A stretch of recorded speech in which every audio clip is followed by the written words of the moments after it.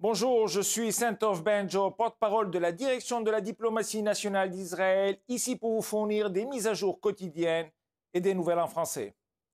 Le Hamas a lancé des roquettes depuis Gaza sur le centre d'Israël pour la première fois depuis plusieurs semaines.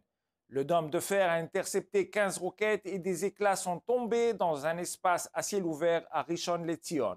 Les forces de défense d'Israël ont détruit la source des lance-roquettes.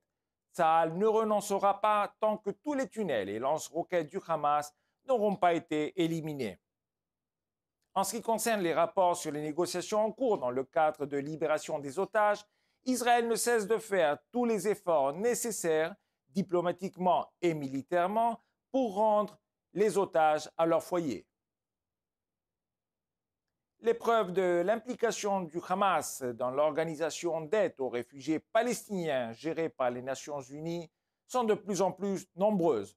Selon des rapports récents, plus de 10% des employés de l'UNRWA à Gaza sont membres du Hamas ou du djihad islamique.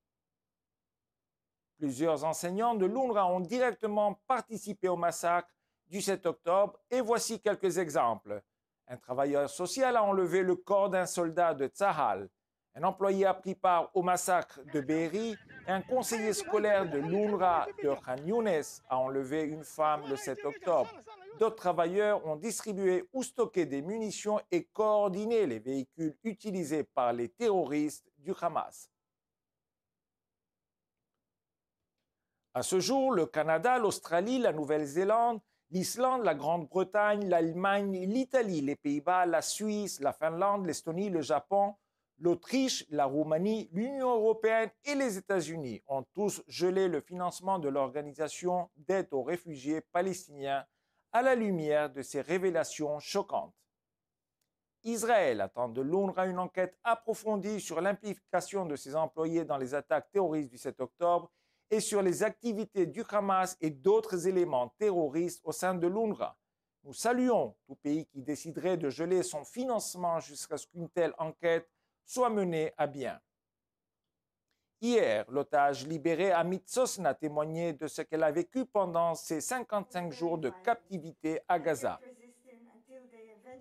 Traînée violemment hors de sa maison à Kfar Aza, Sosna peut être vue dans des vidéos en train de lutter courageusement contre ses ravisseurs. Amit a dit qu'elle était restée seule pendant 2 semaines. Il y avait peu de nourriture. Ensuite, ils l'ont déplacée dans différents endroits. Tous les gardes étaient lourdement armés et ont abusé d'elle et des autres otages.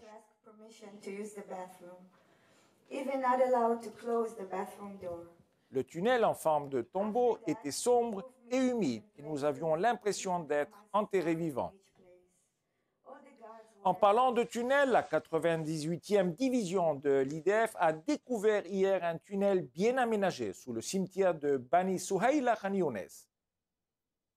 Dans le tunnel se trouvait un bureau à partir duquel un commandant de bataillon de la brigade de Khan Younes a orchestré le massacre du 7 octobre, une salle pour diriger des opérations militaires et les chambres d'habitation des hauts responsables du Hamas.